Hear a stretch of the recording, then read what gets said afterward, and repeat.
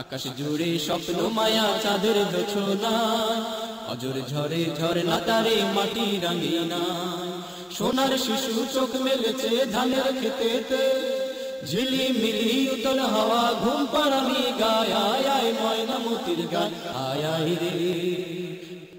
অথই সবুজ স্বপ্ন জাগে বনের কিনারে। আলহামদুলিল্লাহি ওয়া কাফা ওয়া সালামুন আলা ইবাদিহিল্লাযীনা ইসতাফা। আম্মা বা'দু ফাআউযু বিল্লাহি মিনাশ শাইতানির রাজীম। বিসমিল্লাহির রহমানির রহিম। মা আতাকুমুর রাসূলু ফাখুযূহু ওয়া মা নাহাকুম আনহু ফান্তাহু। وقال رسول الله صلى الله عليه وسلم والذي نفسي بيده لا يؤمن أحدكم حتى يكون هواه تبعا لما جئت به. وقال الله تعالى في شان حبيبه مخبرا وآمرا إن الله وملائكته يصلون على النبي يا أيها الذين آمنوا صلوا عليه وسلموا تسليما. اللهم صل على سيدنا مولانا محمد وعلى آل سيدنا مولانا محمد. اللهم صل على سيدنا مولانا محمد وعلى آل سيدنا مولانا محمد. بلغ العلا بكماله كشف الدجى بجماله حسنت جميع خصاله. صلوا عليه وآله. ভোগই মধ্যপাড়া আল নূর জামে মসজিদের উদ্যোগে এলাকাবাসীর সহযোগিতায় আয়োজিত আজকের এই বার্ষিক ওয়াজ ও দোয়া মাহফিলের সম্মানিত সভাপতি হাজারাতে উলামায়ে কেরাম, উপস্থিত এই ইউনিয়নের সম্মানিত সাবেক ও বর্তমান চেয়ারম্যানদ্বয়, সর্বস্তরের মুসলমান ভাইয়েরা, আমি আল্লাহ তাআলার দরবারে শুকরিয়া আদায় করি আপনাদের মতো দিনদার মুসলমানদের সাথে আল্লাহ তাআলা এই নালায়েককে এই দ্বীনি মাহফিলে শরীক হওয়ার তৌফিক দিলেন।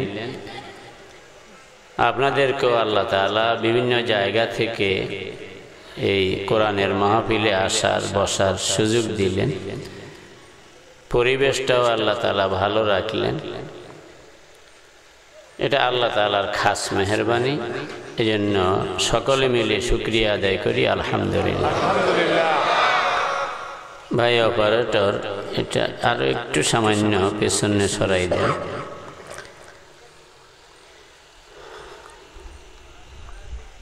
আরো একটু নেন। সম্মানিত হাজিরিন,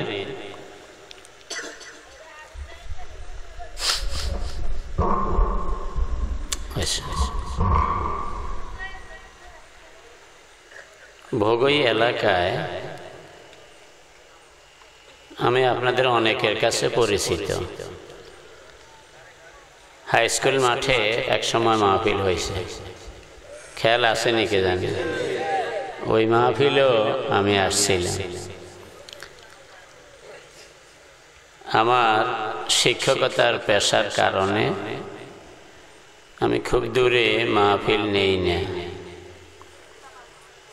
এই জন্য বৃহত্তর নোয়াখালী আর কুমিল্লা জেলার দক্ষিণ অঞ্চলেই সাধারণত মাহফিল নেই। যে সময় দায়িত্ব কম ছিল, সুযোগ ছিল, অন্যান্য জেলাতেও মাহফিলে গেছি। এখন ওইসব এলাকার মাহফিল নেই না, সুযোগ হয় না। তা আপনাদের এলাকায় আমি একজন পরিচিত মানুষ। মনের কথাটাই বলছি আপনাদের কাছে। 1986 সনে আমি কামেল পাস করছি। ওই বছর থেকে শিক্ষকতাও করি, মাঝে মাঝে মাহফিলও কিছু কিছু করি। ওয়াজের প্রথম জীবনে ওয়াজ করার প্রতি একটা আগ্রহ ছিল এবং মন খুলে কথা বলতে পারতাম। শরীরেও শক্তি ছিল, জওয়ান ছিলাম। আর তখনকার মানুষের মন মানসিকতাও এখনকার চেয়ে ভালো ছিল। দিন যত যায় তত দুনিয়ার লাইনে উন্নতি হয়, দিনের লাইনে অবনতি। আপনারা আমার সঙ্গে একমত আছেন কিনা জানি না। লক্ষ্মীপুর সদরে আমার বাড়ি। লক্ষ্মীপুর জেলাতেই আমার ছাত্র জীবন কাটছে। লক্ষ্মীপুর জেলার বাইরে আমি লেখাপড়া করি নাই। অবশ্য শিক্ষকতা করছি চিটাগাং, ভোলা, নোয়াখালী, আমিষাপাড়া, সোনাপুর, কারামতিয়া। সর্বশেষ এখন নিজ জেলা লক্ষ্মীপুর আলিয়া মাদ্রাসায় আছি। আমি ওই মাদ্রাসারই একজন প্রাক্তন ছাত্র। আমার বাড়ি মান্দারি ইউনিয়নে, আমার নানার বাড়িও মান্দারি ইউনিয়নে।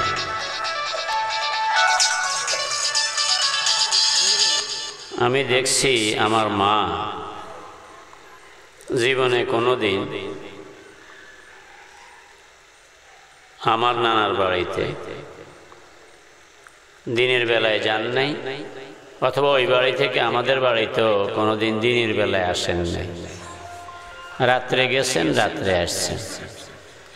আপনারা যারা মুরব্বী আছেন, আপনাদের মা, চাচি, দাদি, নানি, ওনাদের অবস্থা এইরকমই ছিল। কে জানে আপনারা? এরকমই ছিল। আমি একদিন আমার স্ত্রীরে বলছিলাম যে আমার মা লেখাপড়া জানতেন না। মার কাছে 5 টাকা, 10 টাকা, 20 টাকা, 100 টাকা, 500 টাকার নোট আনি দিলে, রাখলে, যদি কোনো সময় কইতাম যে মা আমারে 20 টাকা দেন বা 50 টাকা দেন, মা ওই টাকা যা রাখছে ওই সবগুলো আনি দিত। তো মা 20 টাকা না দিতেন, কইছি 20 টাকা কোন টাকা চিনি নি।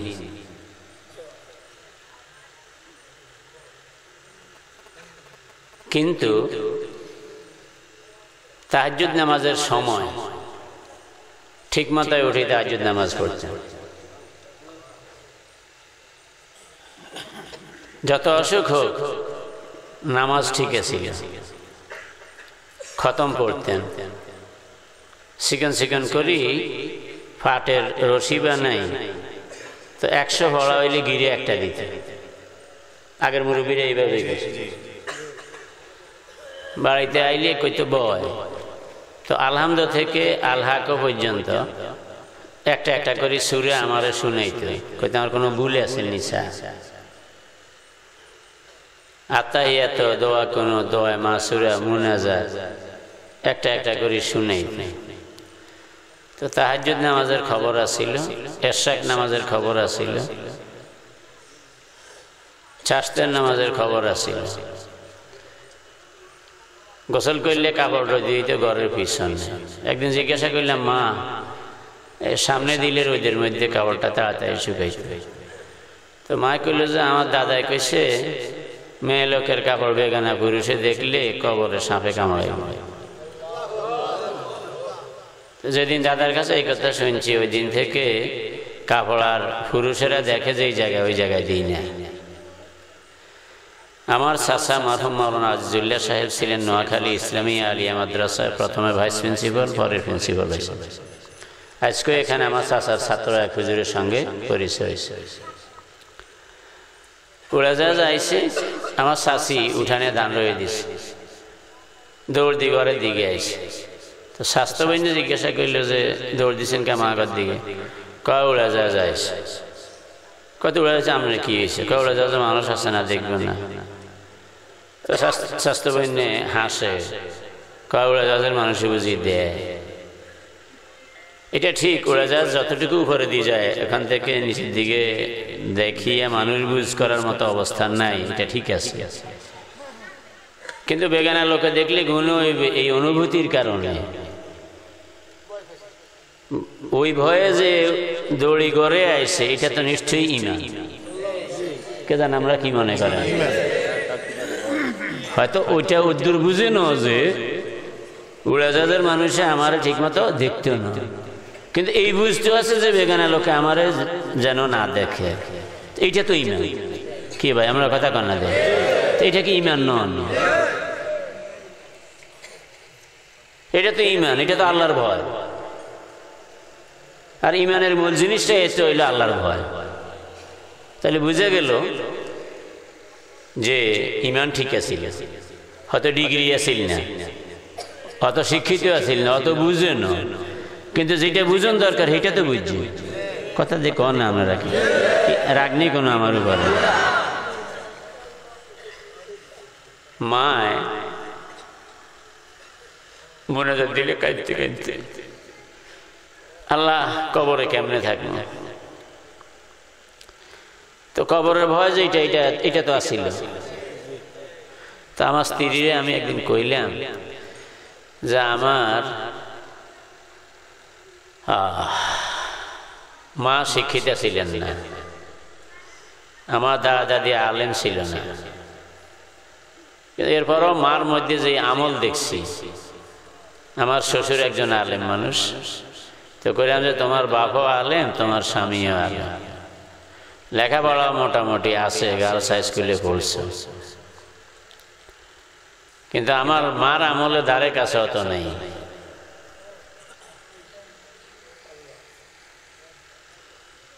কথাটা বলছি এই জন্য যে দিন যত যায়, দুনিয়ার লাইনে আমরা আগাইছি। কি কথা ঠিক আছে? কিন্তু দিনের লাইনে আমরা শুধু পিছনেই যেতেছি। এক সময় ছিল, যে কথাটা শুরুতে বলছিলাম, ওয়াজের জীবনের প্রথম জীবনে গায়েও শক্তি ছিল। তখনকার মানুষ তুলনামূলকভাবে এখনকার চেয়ে ভালো ছিল। আর কোরআন হাদিসের কথা যা দরকার তা বলার মতো পরিবেশ ছিল। কিন্তু এখন যেমনিভাবে শারীরিকভাবে দুর্বল হয়েছি, তেমনিভাবে মানুষ আগের মতো আলেমদের কথা এখন আর অতটা শুনতে চায় না। আবার অনেকে আলেমদের সঙ্গে তর্কও বাজায়। অবশ্যই এটার জন্য একচেটিয়া যে পাবলিক দায়ী তা নয়, কিছুটা আমরাও দায়ী আছি। সব দোষ বাগিনার নাম, আমারও কিছু আছে। আগের আলেমরা যে ইমানের ছিলেন আমরা ওই ইমানের নাই, এটা অসত্য কথা। আমি দেখছি আমার এক ওস্তাদ জাদিয়া মাদ্রাসায় পড়াইতো, বড় আলেম ছিল না, সময় অল্প কিছু পড়ছে, কিন্তু হুজুরে মুনাজাত দিলে দোয়া কবুল হয় এই কথার বিশ্বাস সবার আছে। হাওলাদার বাড়িতে ওনাদের পুরান বাড়ি, ওখান থেকে দাসগো বাড়ির অর্ধেক কিনি হুজুরে এই বাড়িতে আসে। হুজুরের ইন্তেকালের পরে হিন্দুরা কাঁদছে, কইছে এই বাড়িতে বুড়া হুজুর আসার আগে নারিকেল সুপারি খাইতে পারতাম না, আশপাশের মুসলমান বাড়ির এগুলো চুরিদারি কইলে যেত। বুড়া হুজুর এই বাড়িতে আসার পরে আমাকে নারিকেল সুপারি দূরের কথা একটা বাইল খোলো কাউ চুরি করার সাহস করে না, কারণ এটা বুঝতো যে বুড়া হুজুর এই বাড়িতে আছে, বদদোয়া লাগবে। ওই রকম আমল ছিল বিদায় দোয়া বদদোয়া লাগছে। এখন আমাদের ওই আমলও নাই, যার কারণে দোয়া বদদোয়াও এমন লাগে না। সেই জন্য বলছি দোষ এক সাইটিয়া আপনাদের তা নয়, আমাদেরও আছে। আমরাও এখন আর আগের আলেমদের মতো ওই আমল আমাদের ভিতরে নাই। এক কথায় দ্বীনের দিক থেকে আমরা অনেক অনেক পিছনে গেছি। কথা বললে নানান রকম দোষ তালাশ করে, আবার বক্তব্যের আগে বিধি নিষেধ আসে। এইসব কারণে মাহফিলে যাই ঠিকই, কিন্তু খুব কষ্টের সাথেই যাই। কথাবার্তা এখন মুক্তভাবে বলা যায় না। আল্লাহর কাছে দোয়া করেন আল্লাহ তাআলা যেন আমাদেরকে দ্বীনের দিক থেকে আরো ভালো হওয়ার তৌফিক দেন। দ্বীন যদি ঠিক হয় তাইলে দুনিয়া অটোমেটিক ঠিক হবে। আপনি যেদিকে যাইবেন ছায়া আপনার সঙ্গে যাবে, ছায়ার পেছনে দৌড়ানোর কোনো প্রয়োজন কি? বুঝেননি কথা আমার? কি ছায়ার পিছে আপনি দৌড়াইবেন না ছায়া আপনার লগে যাইবেন? আমি যেদিকে যাবো ছায়া এদিকে যাইবে। সাহাবায়ে কেরাম দ্বীনের দিক থেকে ভালো ছিলেন, যার কারণে ওনাদের দুনিয়াটাও ঠিক ছিল। সম্মানিত হাজিরিন,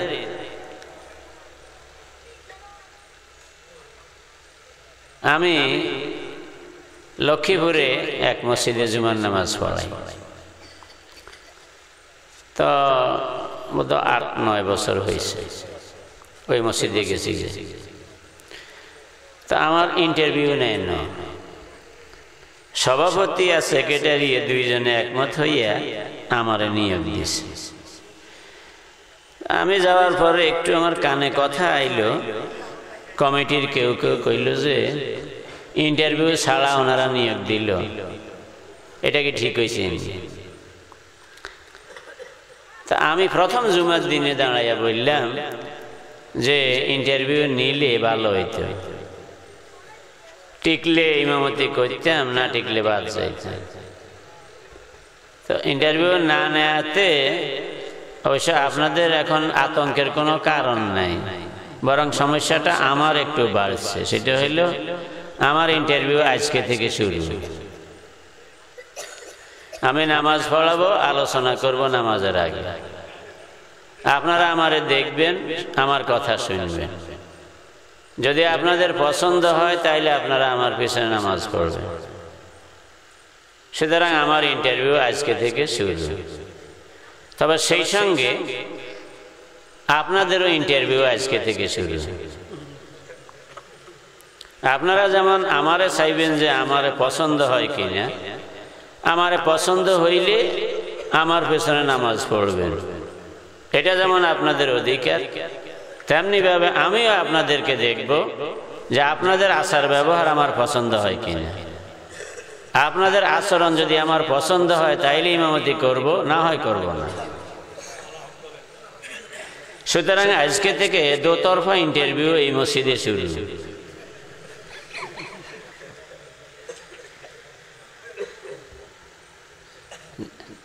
তো এই ইন্টারভিউর উপরে 8 বছর 9 বছর যায়।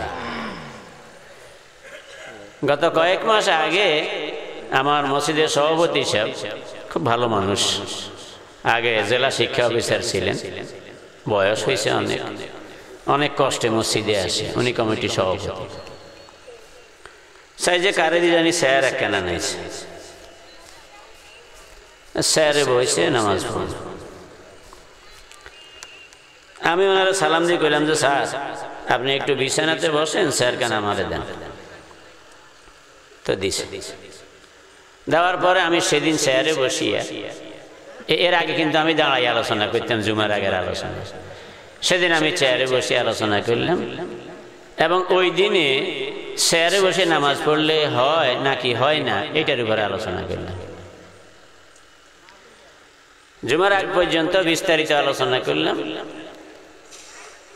করার পরে উনি আর চেয়ারে বসার সাহস করেন নাই, উনি বিছানাতে বসিয়েই নামাজ পড়ছেন, স্যার এক সাইডে রাখিয়ে দিচ্ছে। কয়দিন পরে দেখলাম 35 বছর বয়স হবে একজনের স্যার একটা নাইছে। আমি ওই দিনও স্যারের উপরে আলোচনা করার পরে আমার আলোচনা অর্ধেক পরিমাণ গেছে, আর হেমিয়া স্যার তোর নামে নিচে বসে।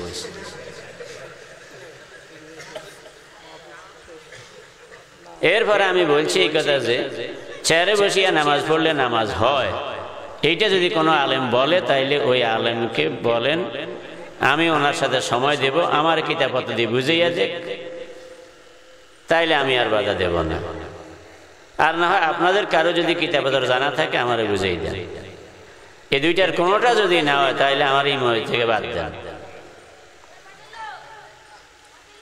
আপনারা চেয়ারে বসে নামাজ পড়বেন, আমি ইমামতি করবো, এটা হবে না। চেয়ারে বসে নামাজ পড়তে হইলে ইমাম নতুন করে একজন নিয়োগ দেন, আর আমার ইমাম রাখতে হইলে এখানে কেউ চেয়ার আনবে না, সেই থেকে আর কেউ চেয়ার আনে না। এই কথা আমি যতটা শক্ত করে বলছি, সব ইমামরা এইভাবে শক্ত করে বলতেও পারে না, কারণ ইমামতিটা আমার সংসার চলে না। আমার সংসার চলার মতো ব্যবস্থা আলহামদুলিল্লাহ ভিন্নভাবে আছে। অনেক ইমামের সংসার চলে ইমামতির বেতন দিয়ে। সভাপতি স্যারে বইয়ে সভাপতির স্যারের বিরুদ্ধে কইলে ইমামতি চলিয়ে যাবে, কি কথা কয় না? তো আমার যেহেতু আমি মাসে বেতন পাই এখন 41,000-এর উপরে, এরপরে মাহফিলে তো অনেক টাকা পাই, তা আলহামদুলিল্লাহ এখনো পর্যন্ত ইমামতির বেতনের জন্য আমার সংসার নির্ভর করে না। এই জন্য তারাও বুঝে এই কথা। আমি যাওয়ার পরে মুসল্লি বাড়ছে, যার কারণে বিভিন্ন দলের লোকেরা আছে যে তারা আমার আলোচনার পরে দিয়ে কয় না বাড়াই কই না, হুজুর আইসে আর 3 তলা ভর্তি হয়ে যায়, 12 মুসল্লি বইয়ে, হুজুর চলে গেলে এত মুসল্লি আইতো না, খামাখা হারারি করিও না, থাক। দুঃখ থাকলে বা কোনো সমস্যা থাকলে শরীরে বিছনাতে বসে পড়বো, সেজে দিতে না পাইলে ইশারা করে না। রাসূল পাক সাল্লাল্লাহু আলাইহি ওয়াসাল্লামের ঘরে স্যার ছিল, হুজুর যেদিন দুইজনে কাঁধে বার করে মদিনার মসজিদে নামাজ পড়ছে, সেদিনও বিছানাতে বই পড়ছে, স্যারে বইয়া না। মুসলিম শরীফের হাদিসে আছে রাসূল পাক সাল্লাল্লাহু আলাইহি ওয়াসাল্লাম স্যারে বসে তালিম দিচ্ছেন, কিন্তু স্যারে বসে নামাজ পড়েন নাই। হয়তো আলী রাদিয়াল্লাহু আনহু চেয়ারে বসছেন, আরেকজনে পানি ঢালি দিচ্ছে, উনি চেয়ারে বসে ওযু করছেন, কিন্তু চেয়ারে বসে নামাজ পড়েন নাই। সাহাবায়ে কেরামের কেউ চেয়ারে বসে নামাজ পড়েন নাই, তাবেঈনদের মধ্যে কেউ চেয়ারে বসে নামাজ পড়েন নাই, তাবেঈনদের মধ্যে কেউ চেয়ারে বসে নামাজ পড়েন নাই। নবীর ইন্তেকালের পরে একটানা 1400 বছর পর্যন্ত পৃথিবীর কোনো দেশের কোনো মুসলমান চেয়ারে বসে নামাজ পড়ে নাই।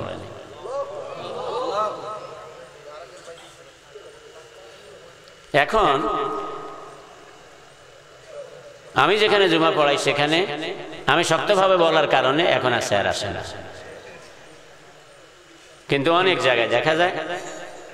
এমনকি আমি দেখছি এক হুজুরে, নাম কইতাম না, হুজুর ওয়াজ করতে আসে কুমিল্লা, তো আমাকে নোয়াখালী, হুজুরে আই কুমিল্লা তো আইতে হয়েছে ওয়াজ করতে বলি, নামাজ পড়ছে বসে। তো চিন্তা করলাম এই কথা, যা হারে ভাগ নাকি এমনি এমনি খারাপ হয়েছে, মামুরে এত খারাপ হয়েছে।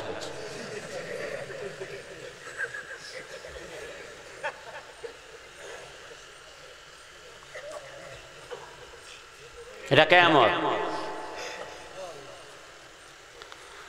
আহা, আলেম ভাইরা আছেন যারা, তারা একটু আমার সঙ্গে কথা বলিয়েন। কথা যখন বলেই ফেলছি, তাকবীরে তাহরিমা ফরজ, কিয়া ফরজ। শুধু তাকবীরে তাহরিমা ফরজ তা নয়, ফরজ নামাজ, বেতের নামাজ এবং ফজরের সুন্নত, এই 3 নামাজে দাঁড়াইয়া তাকবীরে তাহরিমা বলা ফরজ, যদি দাঁড়াইতে পারে। যদি দাঁড়াইতে পারে মানে যদি নিজের ক্ষমতায় পারে, অথবা লাঠিতে বার করে দাঁড়াইতে পারে, অথবা কোনো কিছু ধরিয়ে দাঁড়াইতে পারে, অথবা কেউ ঘাড়া করাই দিলে দাঁড়াইতে পারে। কটা হয়েছে? 4টা। নিজ ক্ষমতা দাঁড়াইতে পারে, অথবা লাঠিতে বার করে দাঁড়াইতে পারে, অথবা কোনো কিছু ধরে দাঁড়াইতে পারে। আমরা কেউ ধরলে হাত বাঁধবো কেমন? আজ বেটা হাত বাঁধা সুন্নত না, ওরা কথা কয় না। হাত বাঁধা তো সুন্নত। তাকবীরে তাহরিমা এক ফরজ, দাঁড়াইয়া বলা আরেক ফরজ। শুধু আমার কথা নয়, হানাফি মাযহাব, মালিকি মাযহাব, শাফিঈ মাযহাব, হাম্বলি মাযহাব, 4 মাযহাব। সুবহানাল্লাহ কইলেন না আপনারা? 4 মাযহাবে তাকবীরে তাহরিমা দাঁড়াইয়া বলা ফরজ।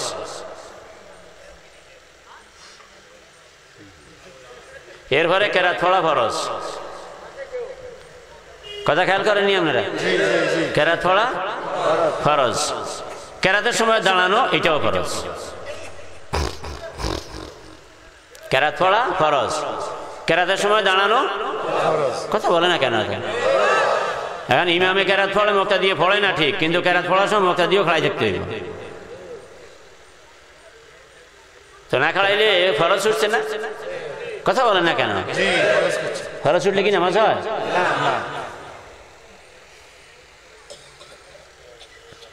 প্রতি রাকাতে 2 সিজদা ফরজ। কয় সিজদা ফরজ? সবাই বলেন না। কয় সিজদা? কয় রাকাতে? প্রতি রাকাতে। ফরজ নামাজও প্রতি রাকাতে 2 সিজদা ফরজ, বেতরের নামাজও 2 সিজদা ফরজ প্রতি রাকাতে, সুন্নত নামাজও প্রতি রাকাতে 2 সিজদা ফরজ, নফল নামাজও প্রতি রাকাতে 2 সিজদা ফরজ। নামাজ নফল কিন্তু 2 সিজদা ফরজ।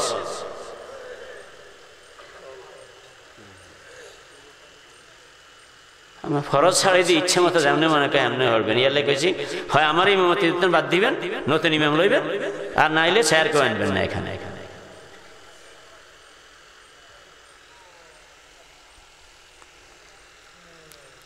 বেয়াদব কতগুলো আছে। হ্যাঁ, সৌদি আরব দিয়েছে, বেটা বদমাশ, সৌদি আরব দিয়েছে।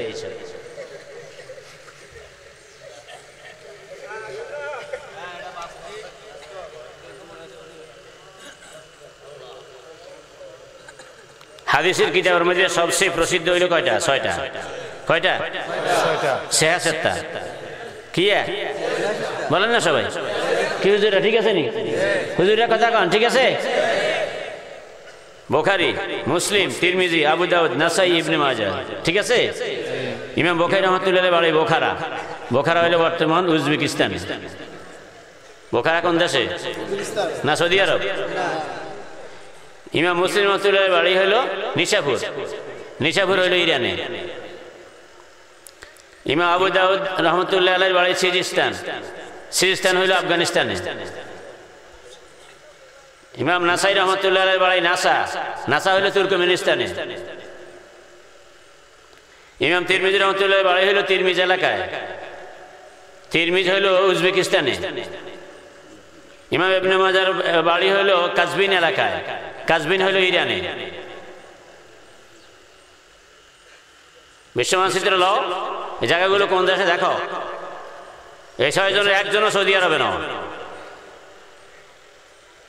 কিন্তু সৌদি আরবের আলেমরা কিতাব এগুলো পড়ে, মানে না মানে না? কথা আল্লাহ সৌদি আরব দিয়েছে। কষাইছো বারবার পাশ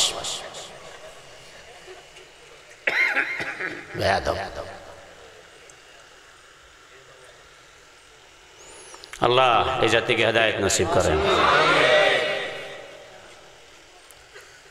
আমি তো আসতে কই না, মাইকে কইছি, আলেম ওলামারা শুনতেছে। কোন কিতাবের লেখক, কোন জায়গার মানুষ, কোন দেশের মানুষ, তাও তো কইলাম।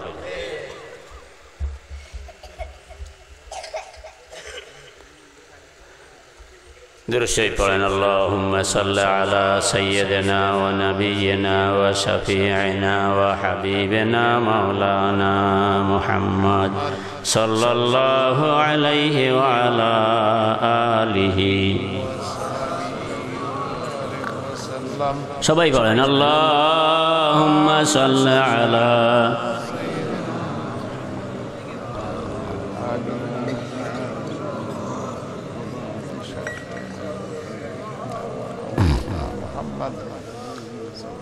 দেওবন্দ মাদ্রাসা থেকেও চেয়ারে বসে নামাজ পড়ার বিরুদ্ধে ফতোয়া দেওয়া হয়েছে।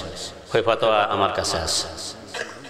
পাকিস্তানের সবচেয়ে বড় আলেম তকি ওসমানী, করাচি দারুল উলুম মাদ্রাসা মুফতি শফি সাহেবের ছেলে উনি তকি ওসমানী।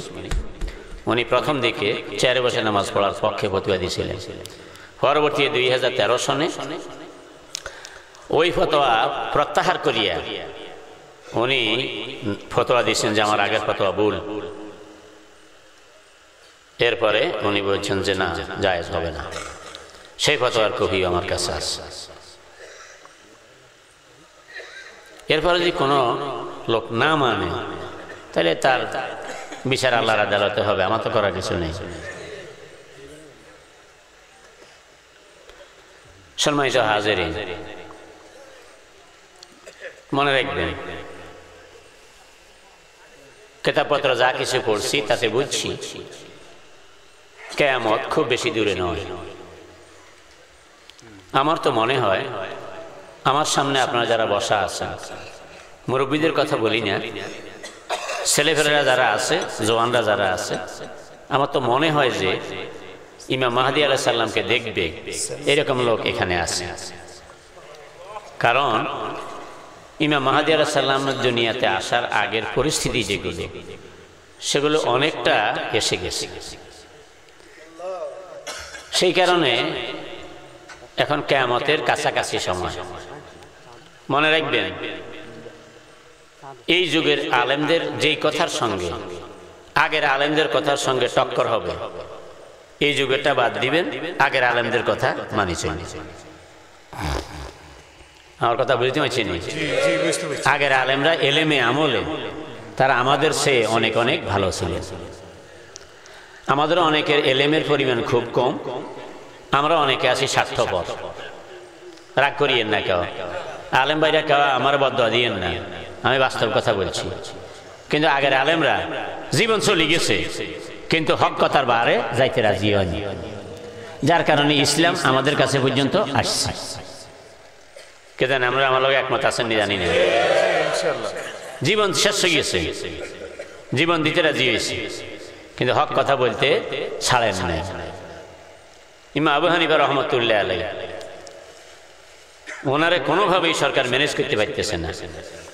উমাইয়া সরকার আমলে গভর্নর ইবনে হুবায়রা মন্ত্রী পরিষদের মিটিং করিয়া সিদ্ধান্ত নিল যে আবু হানিফা রহমতুল্লাহ আলাইহি যে মাদ্রাসায় আছে, পাবলিকে ওনার কথা শুনে, আমার কথা শুনে না। চিন্তা করলে কি করা যায়, করে যে ওনারা যদি নাকি প্রধান বিচারপতি বানানো যায়, তাইলে উনি সরকারের লোক হয়ে যাইব, সরকারের লাইনে কথা কইবে। তো ওনারে খবর দিস, খবর দেওয়ার পর ওনারে বলল যে আমরা সিদ্ধান্ত নিছি, আপনি যেহেতু এই যুগের বড় আলেম, আপনি প্রধান বিচারপতি হবেন। তখন কিন্তু রাষ্ট্র চলত কোরআনের আইনে। সরকার যদিও নিজে ব্যক্তিগত স্বার্থে উল্টাপাল্টা চলত, আইনা ছিল কোরআনের আইন। ওরা কথা কয় না, আইনা ছিল কি কোরআনের আইন। তো উনি বললেন যে আমি এই পদের যোগ্য না। ইবনে হুবায়রা বলল আপনি এই পদের যোগ্য। উনি কয় না, আমি এই পদের যোগ্য না। কয় যে আমার কথা যদি সত্য হয় তাইলে আমি অযোগ্য, আর অযোগ্য লোকের প্রধান বিচারপতি বানানো যায় না। আর আপনার কথা যদি সত্য হয় তাইলে আমি মিথ্যাবাদী। ওরা কথা কয় না।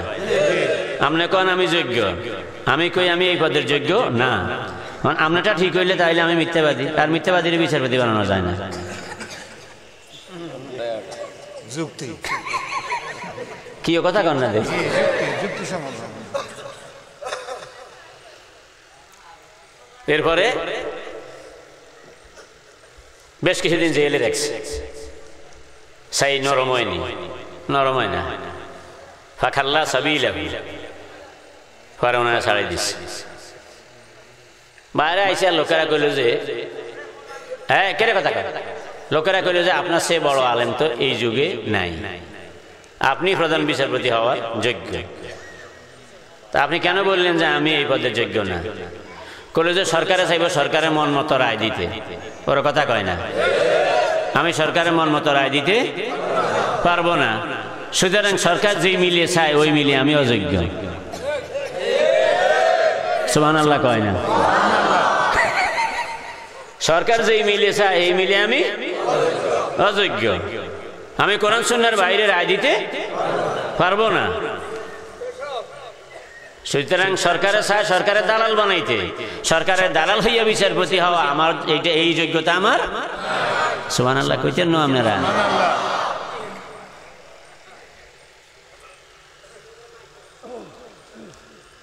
এরপরে উমাইয়াদের পতন হইল, আব্বাসীরা ক্ষমতায় আইল। আব্বাসী খলিফা মনসুর আবার তলব করল প্রধান বিচারপতির পদ নেওয়ার জন্য। উনি বললেন যে না, আমার দ্বারা সম্ভব হবে না। ওনাকে প্রথমে 100 দররা দেওয়া হয়েছে, 100 দররা। এরপর উনি রাজি হননি। তারপরে প্রতিদিন 10 বেত, রাজি হন নাই। এরপরে বেত মারা বন্ধ, কিন্তু মুক্তি দেয় নাই, জেলখানাতেই ওনার ইন্তেকাল হয়েছে। কথাটা আমি বলছি এই জন্য, আগের আলেমরা দ্বীনের ব্যাপারে সামান্যতম আপোষ করতে রাজি হয়নি,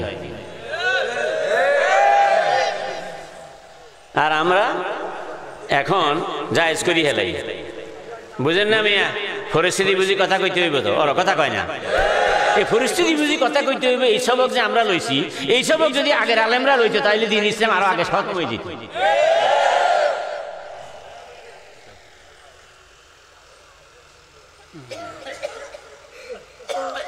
হাম্বলি মাযহাবের ইমাম আহমদ ইবনে হাম্বল রাহমাতুল্লাহ আল্লাহ কেমনে কইতেন, কেমনে বুঝাইতেন?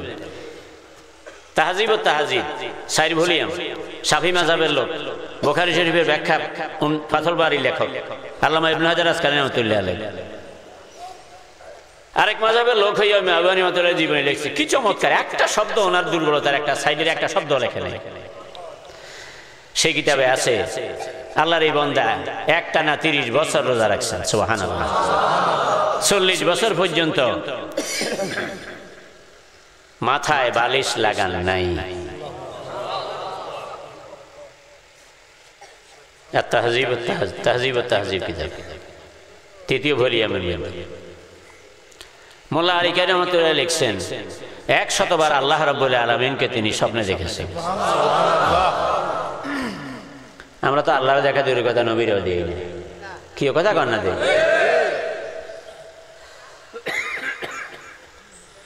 এই মানের বুজুর্গরা নির্যাতন মানিয়ে নিছে, কিন্তু দ্বীনের কোনো ক্ষতি হবে এটা মানিয়ে নেন না। হাম্বলি মাযহাব ইমাম আহমদ ইবনে হাম্বল রাহমাতুল্লাহ আলাইহি সরকারি বিয়ে করে, সরকারি এক লোকে, রাজ পরিবারের লোকে বিয়ে করছে নাজায়েজ তরিকায়। উনি ফতোয়া দিলেন যে এই বিয়ে অবৈধ।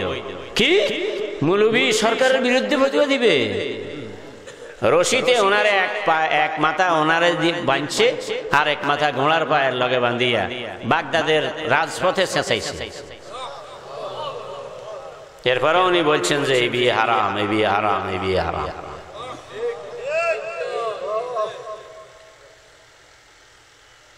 ভাইও এই জন্য বলছি, আপনারা আলেম ভাইরা কেউ আমার উপর রাগ করিয়ে নিয়ে, আমি আপনাদেরকে ছোট করার জন্য কথা বলছি না।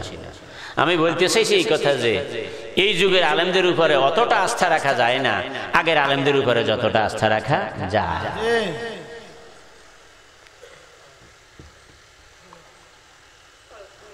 এছাড়া রাসূল পাক সাল্লাল্লাহু আলাইহি ওয়াসাল্লাম বলছেন কিয়ামতের আগে ইয়াকাল্লুল ফুকাহা ওয়া ইয়াকসুরুল কুররা, কোরআন হাদিসের পাঠক বাড়বে, মাসালা বুঝে এমন আলেমের সংখ্যা কমবে। আমরা সেই জামানায় আসি দাঁড়াইছি। আল্লাহ আমাদেরকে হেফাজত করুন, আমাদেরকে হেদায়েত নসিব করুন। ওয়াজ আমার ভাই ফখরুদ্দিন সাহেব করেছেন, আর আমি যেহেতু এই এলাকায় অনেকবার আসছি, আমার ওয়াজ আপনারা অনেক শুনছেন, আমি দীর্ঘ আলোচনায় যাব না। কোরআনে কারিমের একটা আয়াত পড়ছি, রাসূল পাক সাল্লাল্লাহু আলাইহি সাল্লামের একখানা হাদিস পড়ছি, এর আলোকে কয়েকটা কথা বলার চেষ্টা করব। আল্লাহ তাআলা বলছেন, মা আতাকুমুর রাসূলু ফাখুযুহু ওয়া মা নাহাকুম আনহু ফান্তাহু। আপনারা কি রাগ করলেন নি কেন? এই জন্য চলে যায় যে আহা, আমার দিকে নজর আছে আপনাদের? আল্লাহ তাআলা বলছেন, ও দুনিয়ার মানুষেরা, আমার রাসূল তোমাদেরকে যা কিছু দিয়ে যান তা তোমরা গ্রহণ করো, আর রাসূল যা নিষেধ করেন তা তোমরা ত্যাগ করো, বর্জন করো। এই কথাটার ভিতরে কোরআন শরীফ হাদিস শরীফের সব কথা আইছে নি কোন? রাসূল যা তোমাদেরকে দিয়ে যান তা তোমরা গ্রহণ করো, রাসূল যে ব্যাপারে নিষেধ করেন তা তোমরা বর্জন করো, যা করার জন্য বলেন তা করো, যা ছাড়ার জন্য বলেন তা ছাড়ো। কথা কয়টা হইল? একটু কথা কনা মারল, কয়টা? রাসূল যা করার জন্য বলছেন তা তোমরা কই ব্যাকে কয়না তো লাগে। রাসূল যা করার জন্য বলেন তা তোমরা করো, রাসূল যা ছাড়ার জন্য বলেন তা তোমরা ছাড়ো।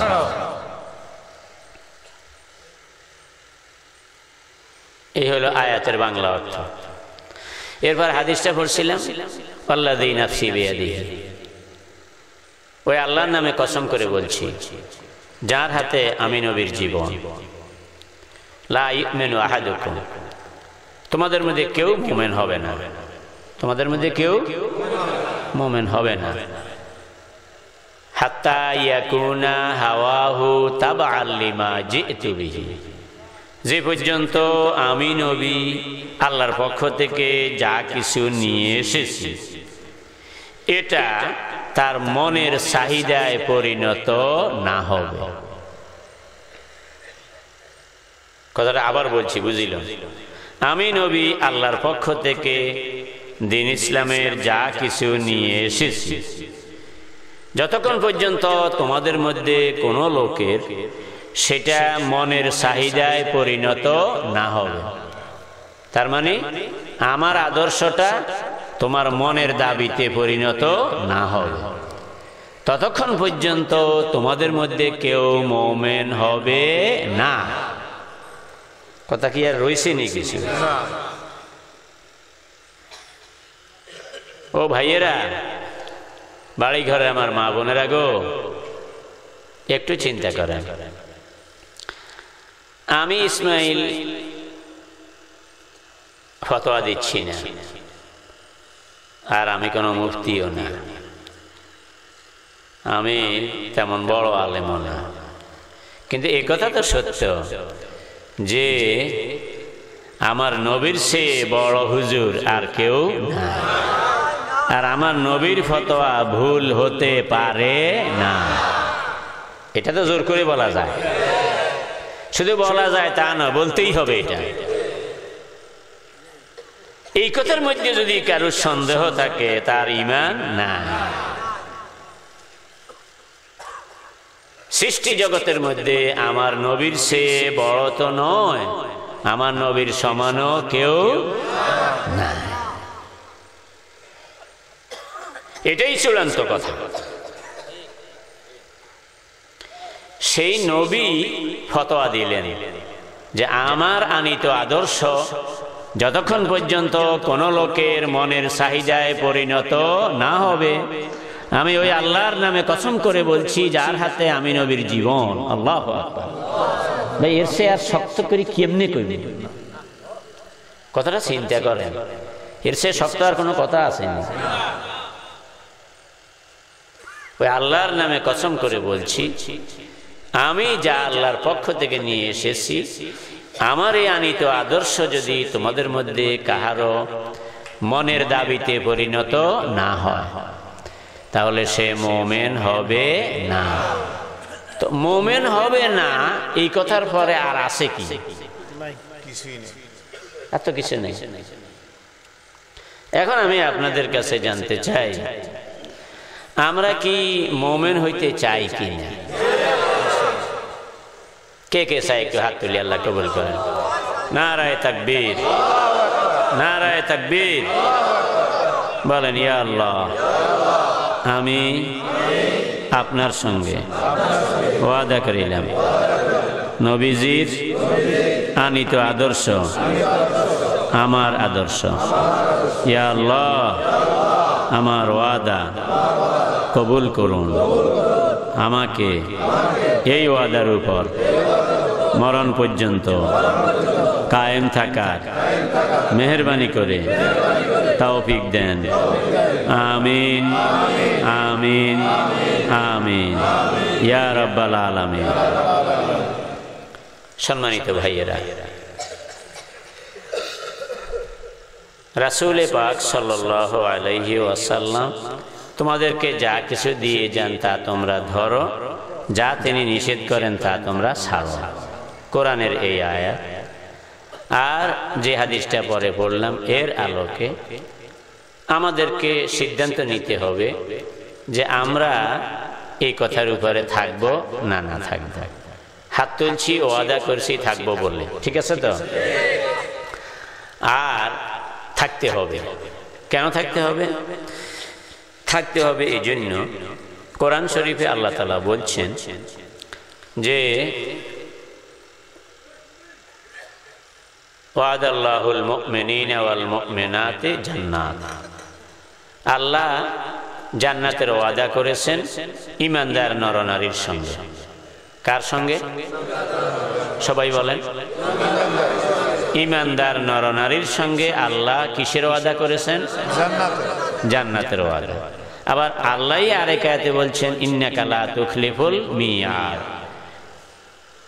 আল্লাহ কোনো ব্যাপারে ওয়াদা করলে ওয়াদা ভঙ্গ করেন না। তো এই দুই আয়াতকে মিলাইলে কথা কি দাঁড়াইল? যারাই হবে ঈমানদার তারাই হবে জান্নাতি, এই তো কথা। এবং এই ব্যাপারে আর কোনো অন্য কোনো বিকল্প কিছু হবে না, এটা তো ফাইনাল কথা। বলেন সবাই, কারণ ওয়াদাটা কার? আর আল্লাহ নিজে বলছেন যে উনি ওয়াদা করলে ওয়াদা ভঙ্গ করেন না। তাইলে বোঝা গেল এটা যে ঈমানদারের জন্য জান্নাত, এটাই ফাইনাল। এটাই কি ফাইনাল? আর কোরআনেরই আর এক আয়াতে বলছেন লা ইয়াদখুলুনাল জান্নাতা হাত্তা ইয়ালিজাল জামালু ফি সাম্মিল খিয়াত। যারা বেঈমান, যারা কি, ওরা জান্নাতে দাখিল হতে পারবে না যে পর্যন্ত সূঁচের ছিদ্র দিয়া ওঁট ঢুকিয়া বাহির হইতে না পাইবে। দেখছেন না আল্লাহর কথার মায়ের কিরকম? হেরে বাইরে বাইরে বাইরে হেমিয়া যেরকম, হেমিয়ার কথার মায়ের হেরে। কালামুল মুলুকে মুলুকুল কালাম। আমি মাঝে মধ্যে অবাক হইয়া যাই, কোরআনে কারিমের এক একটা আয়াতের শব্দের গাঁথুনি, শব্দ যেভাবে সেটিং করছেন, শব্দ সেটিং এর দিকে নজর করলে অনেক সময় অবাক হইয়া যায় যে আল্লাহ আপনিই পারেন মার্কা মারা কথা কইতে। এত মার্কা মারা কথা বলার যোগ্যতা আর কারুর নাই। আপনারা আমারা বলেন, সুইচ কি চিনেন আপনারা? ওই যে জমিন চাষ করে যে, ও চিনে তো দে। জোয়ানেরা জাগন আসনি তোমরা বাবা? কোনো বুড়া ঘুম যায় নিয়ে একটু চা চাইডাই নেবে আমি? না না, চা চা চা চা কোনো বুড়া ঘুম যায় নিয়ে একটু চা ডাই নেবে আমি? তাইলে ঘুম যায় না বুড়া দুই একজন দত্তি হেলিয়ে আসিয়া। কারণ আজান পুরান এলাকা আজ একটা বেজাল হেলে বুড়ার লগে হইবে আছে। কারণ আমারও বইয়ে দিয়ে বুড়া ঘুম যাইবে, এটা কি পাগলামি? মুরব্বীরা যখন আসেন নিয়ে বাজে, আমরাও ডাইনে বাবা কোনো হোলাইন জুড়ে নিয়ে চাইয়েন চাই, অথবা মোবাইল টিভি নিয়ে চাইয়েন। আসুন, কথা বলতেছিলাম যে সূচের ছিদ্র দিয়া ওঁট ঢুকিয়া যে পর্যন্ত বাহির হইতে না পাইবে সেই পর্যন্ত কোন বেঈমান জান্নাতে দাখিল হইতে পাইবে না। এখন ওট কি দেখছেন নি আপনারা? একটা ওট হলো ছাগলের মতো, জানেন তো আপনারা? হ্যাঁ হ্যাঁ, ওর মাথা না ওট দেন না আপনারা? ওটের পাওয়া আছে না সাইকেন? আর ওটের কল্লা তো নিচের দিকে দেখছেন তো আপনারা? হ্যাঁ হ্যাঁ, না উপরের দিকে? তো হোলা গুনে বেগুনে কয় না কাজে রাখা। তাইলে এখন একটা ওট কত উঁচু! আর আল্লাহ কয় সূচের ছিদ্র দিয়া এই ওটটা ঢুকিয়া যেদিন বাহির হইতে পাইবে বেঈমান সেদিন জান্নাতে যাইতে পাইবে। তার মানে নমন তেল হইতে না রাধাও ওর কথা কয় না, নমন তেল হইতে না রাধাও নেষ্ট না। সূচের ছিদ্র দিয়া ওট ঢুকিয়া বাহির হওয়া যেমন কোন কালে সম্ভব হবে না, কোন বেঈমান কোন কালে জান্নাত পাওয়া সম্ভব হবে না। কথা কি এই নেওয়া? তাইলে ফাইনাল?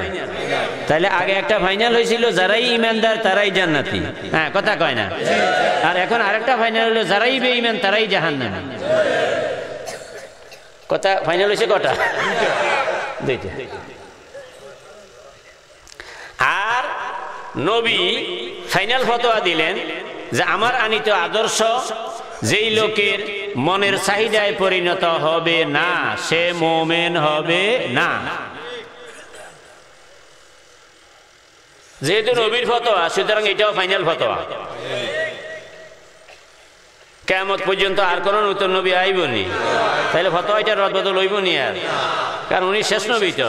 তো সুতরাং শেষ নবীর ফতোয়া এটাই শেষ ফতোয়া। সুবহানাল্লাহ কয় না? তাহলে শেষ নবীর ফতোয়া এটাই শেষ ফতোয়া। এর বিপরীতে আর কোনো ফতোয়া দেওয়ার মতো কোনো বাপের বেটা হবে না। তাহলে এটাও ফাইনাল।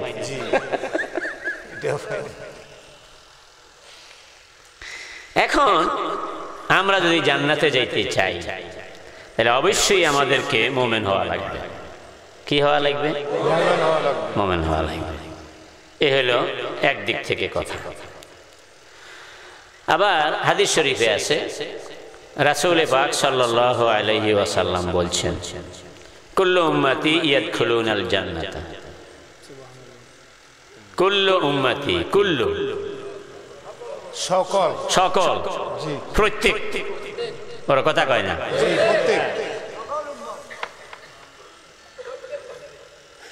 অল, এটা বলেন অল। অল কইলে আর সাম্বাদ যাইব না, অল কনের পর আর বাদ যাওয়ার সুযোগ নেই। অলের মধ্যে সব আই গেছে। তাইলে কুল্লু শব্দ কন না, কুল্লু প্রত্যেকটা। উম্মতি আমার উম্মত, আমার উম্মতের প্রত্যেকটা লোক ইয়াদখুলুনাল জান্নাতা, জান্নাতে দাখিল হবে। সুবহানাল্লাহ। যতজন আমার উম্মত হবে তারা প্রত্যেকে জান্নাত পাবে। সুবহানাল্লাহ। প্রথম নির্দেশ করে দিয়ে এখন ইল্লা মান আবা, তবে যারা অস্বীকার করবে তারা ছাড়া।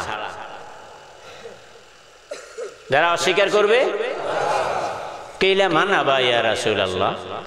সাহাবায়ে কেরাম প্রশ্ন করলেন, হুজুর অস্বীকারী কারা?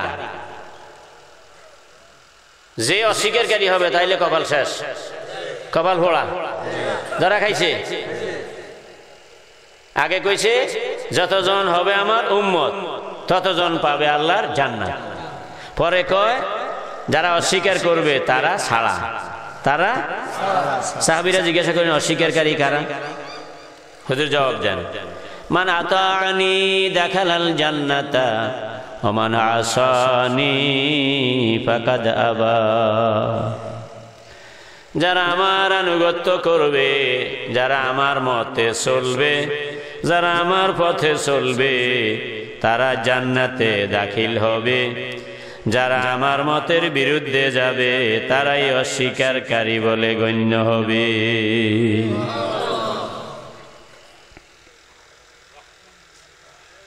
তাহলে এই হাদিস দ্বারা প্রমাণ হইল স্বীকার করা আর অস্বীকার করা নির্ভর করবে মুখে না কাজে। বলেন বলেন বলেন, কে স্বীকার করে নবীরে আর কে স্বীকার করে না, এটার প্রমাণ মুখ না কাজ।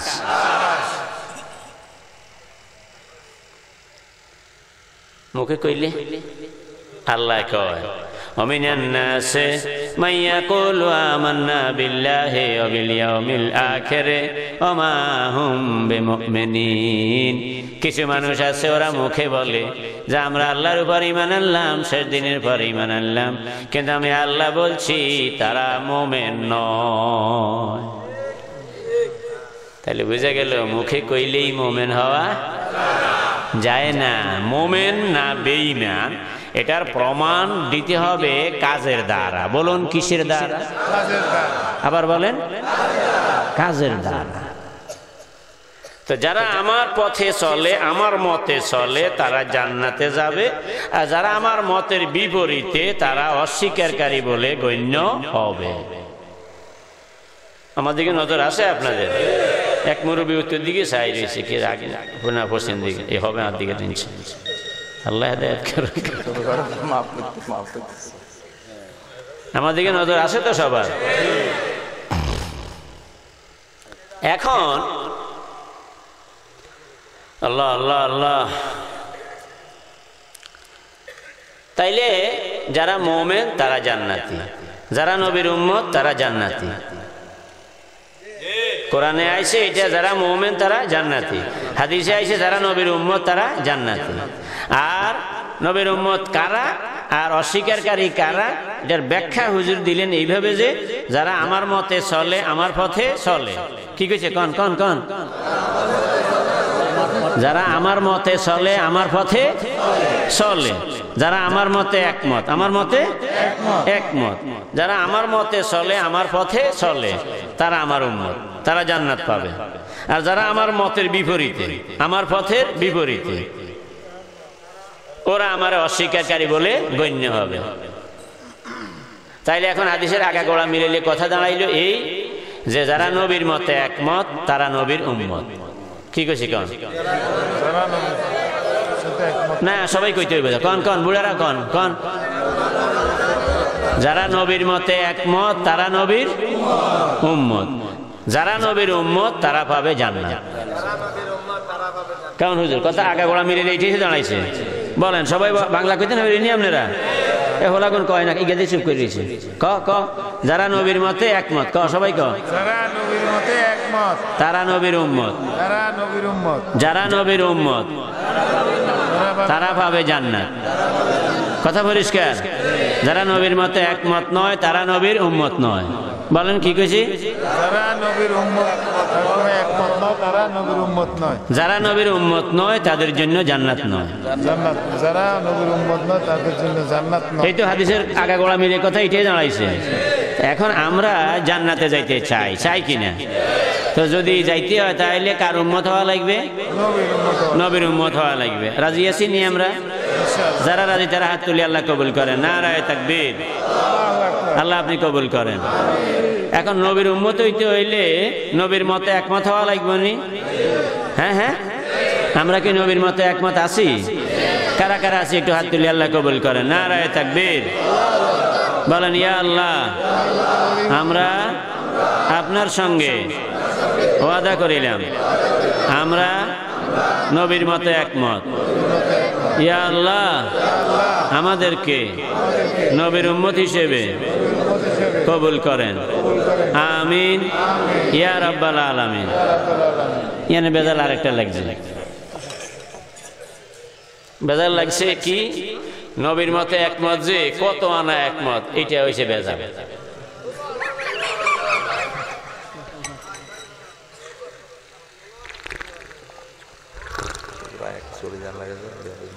আচ্ছা ঠিক আছে, দোয়া করিয়েন ভাই। আসসালামু আলাইকুম। একমতে গেলাম।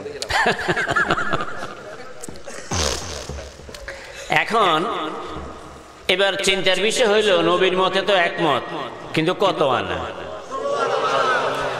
দেখা যায় বাস্তব জীবনে আমরা কেউ নবীর মতে একমত আছি 4 আনা পরিমাণ, কেউ আছি 8 আনা পরিমাণ, ওরা কথা কয় না, কেউ 12 আনা, কেউ 16 আনা।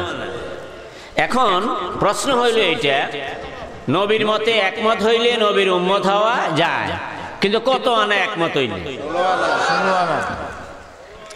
ও বাবারা, ভাইয়েরা, বাড়ি ঘরে আমার মা বোনেরা গো, আমার আল্লাহ রাব্বুল আলামিন কোরআন শরীফে বলছেন, আফাতুমিনুনা বিবাদিল কিতাবি ওয়া তাকফুরুনা বিবাদ ফামা জাযাউ মান ইয়াফআলু যালিকা মিনকুম ইল্লা খিজিয়ুন ফিল হায়াতিদ দুনিয়া ওয়া ইয়াউমাল কিয়ামাতি ইউরাদ্দুনা ইলা আশাদ্দিল আযাব ওয়া মাল্লাহু বিগাফিলিন আম্মা তা'মালুন।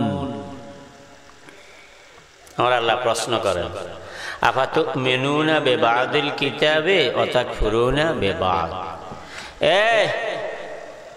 দুনিয়ার মানুষেরা বলো, তোমরা কি আমার কিতাবের কিছু অংশ মানবে, কিছু অংশ মানবে না? তোমরা কি এই সিদ্ধান্তে আসো নাকি? ফামা জাযাউ মান ইয়াফআলু যালিকা মিনকুম, তবে মনে রাখবে তোমাদের মধ্যে যারা এমনটা করবে, মাইয়া ফালু, যারা এমনটা করবে, কেমনটা? কিছু মানবে, কিছু মানবে না, যারা এমনটা করবে, ইল্লা খিজিয়ুন ফিল হায়াতিদ দুনিয়া, অবশ্যই দুনিয়ার জীবনে তারা লাঞ্ছিত হবে, দুনিয়ার জীবনে তারা লাঞ্ছিত হবে, অপমানিত হবে, লাঞ্ছিত হবে। সম্মানজনক জীবন দুনিয়ায় তারা লাভ করবে না, দুনিয়ায় তাদের ইজ্জত সম্মান হবে না। ওয়া ইয়াউমাল কিয়ামাতি ইউরাদ্দুনা ইলা আশাদ্দিল আযাব, আর কিয়ামতের দিন তাদেরকে নিক্ষেপ করা হবে ওই আযাবের মধ্যে, যে আযাবটা কঠিনতম, কঠিনতম, যে আযাবের চেয়ে কঠিন আর কোন আযাব নাই। মাদ্রাসার ছাত্র এবং আলেম যারা আছেন ওনারা আপনাদের চেয়ে ভালো বুঝছেন। এলা আসাদ্দিল আযাব, সাদিদিল আযাব বলেন না, আসাদ্দিল আযাব ইসমে তাফজিল নিছে। আপনারা যারা আরবি পড়েন নাই তারা বলবেন, হুজুর আমরা তো ইসমে তাফজিল বুঝি টুঝি না। আইএ পাস করছেন কমপক্ষে, এরকম আছেন নি কেউ? নিচে আইএ, উপরে বিএ এমএ, ওইটা তো আরো বালা। কমপক্ষে আইএ পাস যারা তারা একটু হাত তোলেন। মাশাআল্লাহ, মাশাআল্লাহ, মাশাআল্লাহ, মাশাআল্লাহ, হাত নামান। পার্টস অফ স্পিচ হইল 8 প্রকার। কয় প্রকার? 8 প্রকার। এর মধ্যে একটা আছে অ্যাডজেক্টিভ, বিশেষণ, আরবিতে কয় সিফত, বাংলা ব্যাকরণে বিশেষণ, আর ইংরেজি গ্রামারে অ্যাডজেক্টিভ। ব্যক্তি বা বস্তু, দোষ গুণ, অবস্থা ইত্যাদি বোঝায়, এটা বিশেষণ, এটা অ্যাডজেক্টিভ। এই অ্যাডজেক্টিভের 3টা ডিগ্রি আছে, পজিটিভ, কম্পারেটিভ, সুপারলেটিভ। সুপারলেটিভ ডিগ্রির উপরে আর কোনো ডিগ্রি নেই।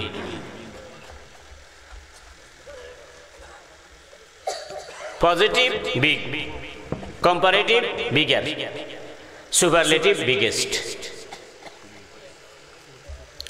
বাবারা তোমরা যারা রাতে উঠেছো ঠিক আছে নিও, হ্যাঁ তো একটা জোরে কস না বেড়া, ইংরেজিটা ঠিক আছে নি? তো বিগ, বিগার, বিগেস্ট। বিগেস্টের পরে আর কোনো ডিগ্রি নাই। তো সুপারলেটিভ ডিগ্রি যেটা ইংরেজি, আরবি গ্রামারে সেটা ইসমে তাফজিল।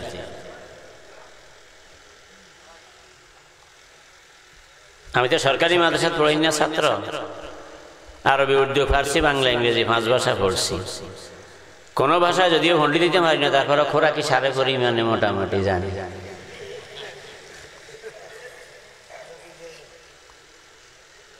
বলছিলাম আমার আল্লাহ বলছেন তোমাদের মধ্যে যাদের অবস্থাটা এমন হবে যে আমার কেতাবের কিছু মানবে কিছু মানবে না, দুনিয়ার জীবনে তাদেরকে অপমানিত করব, বেইজ্জতির জিন্দেগি তাদের হবে। আর ইয়াউমাল কিয়ামাতে ইউরাদ্দুনা ইলা আশাদ্দিল আযাব, কিয়ামতের দিন তাদেরকে সবচেয়ে কঠিন আযাব, যেটা সুপারলেটিভ ডিগ্রি, যার পরে আর ডিগ্রি নাই, ওই সবচেয়ে কঠিন আযাব, বাংলা হইল কঠিনতম, কঠিন, কঠিনতর, কঠিনতম।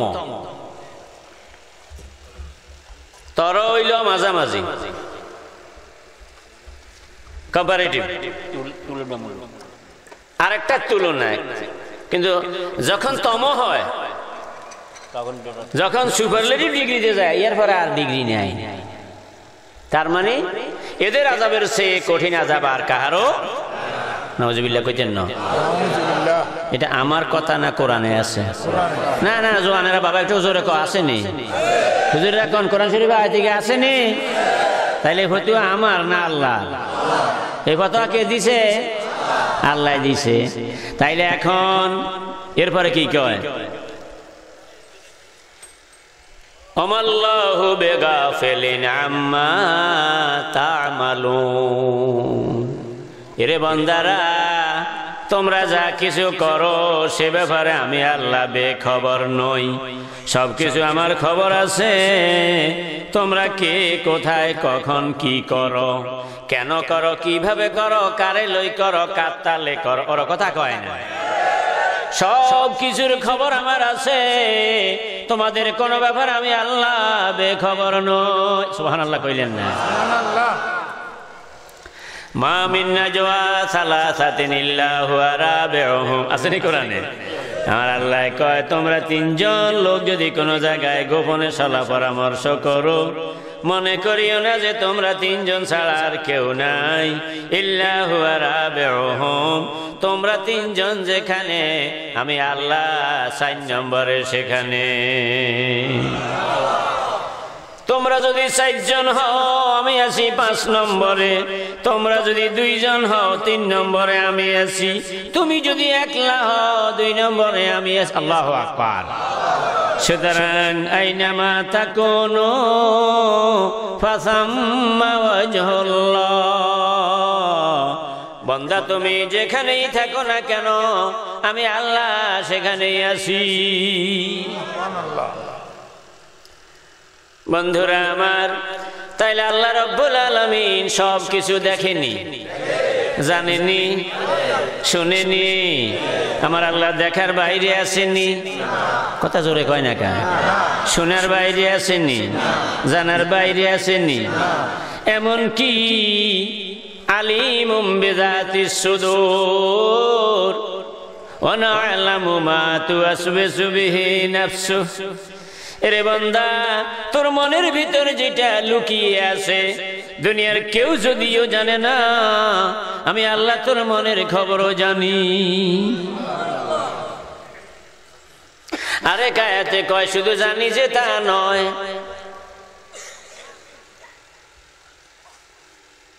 কিনা কিনা একটা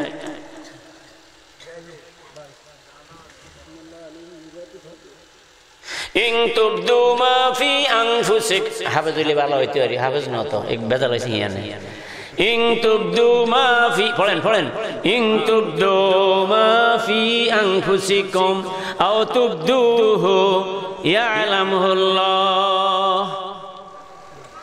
আরে কাতে ইউহাসিবকুম বিহিল্লাহ।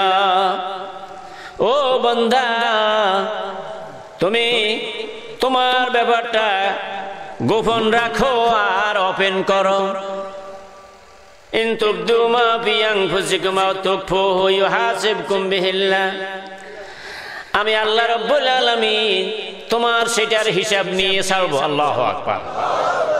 ইয়ানার এই কথা কয় না যে আমি জানি, জানি তো কত আগে দৌড়িয়ে জানি, এখনকার কথা হইলো যে হিসাব নিয়ে ছাড়বো, ওর কথা কয় না। ফায়াগফিরু লিমান ইয়াশাউ ওয়া ইউআযিবু মান ইয়াশাউ, এরপরে কারোর ইচ্ছা করলে আমি শাস্তি দেব, কারোর ইচ্ছে করলে আমি ছেড়ে দেব। সুবহানাল্লাহ কয় না? তাইলে মনের খবর আল্লাহ জানেনি, মনের খবর আবার হিসাব হইব নি, বিচার হইব নি? কে কয় না? জোরে ক। আল্লাহ কয় ইউহাসিবকুম বিহিল্লাহ, সেটারও আমি আল্লাহ হিসাব নিয়ে ছাড়বো। আল্লাহু আকবার। এরপরে কয়, এরপরে হিসাব নেওয়ার পরে আমি ইচ্ছে করলে আযাব দেব, ইচ্ছে করলে ছেড়ে দেব। আযাব দিলে কেন দিলাম বলার মতো সাহস কোন বাপের বেটার হবে না, ছেড়ে দিলে কেন ছাড়লাম বলার মতো কেউ হবে না। আল্লাহু আকবার।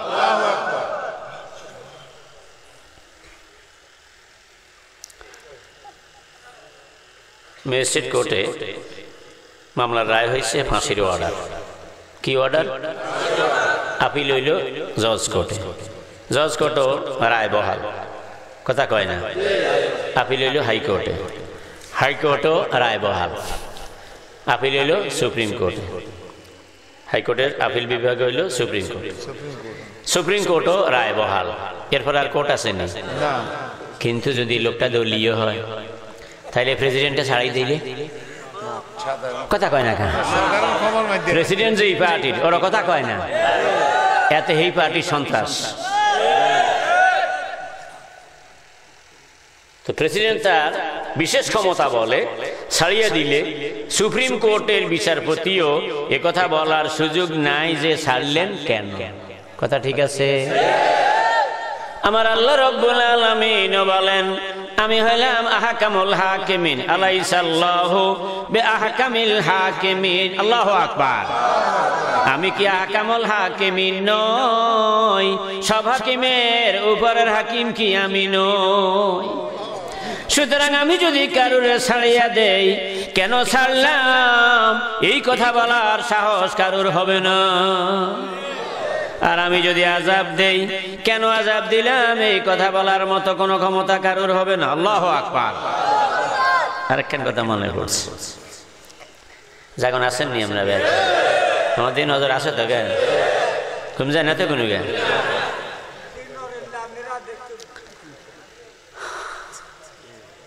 একদিন রাসূল পাক সাল্লাল্লাহু আলাইহি সাল্লাম বললেন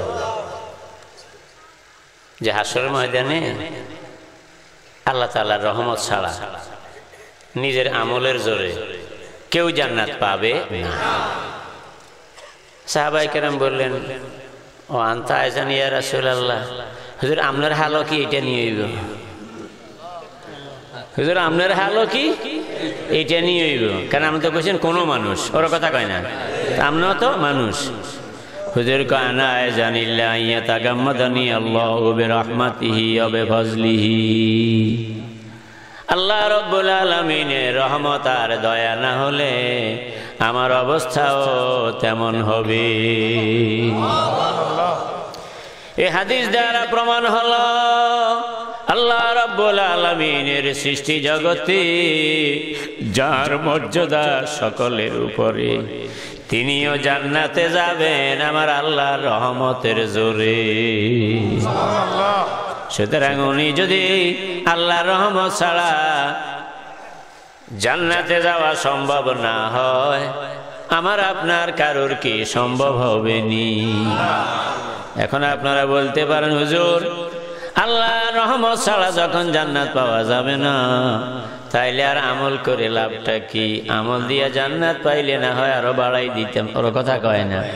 তাইলে আমল দিয়া যখন জান্নাত পাওয়া যাবে না, রহমত লাগবে, তাইলে আর আমল করে লাভটা কি? ভাইও কথা হইল, এটা সত্য কথা যে আমলের জোরে কেউ জান্নাত পাবে না, আর রহমতের দ্বারাই জান্নাত পাবে। কিন্তু রহমতটা পাওয়ার জন্য আমল হইল উসিলা।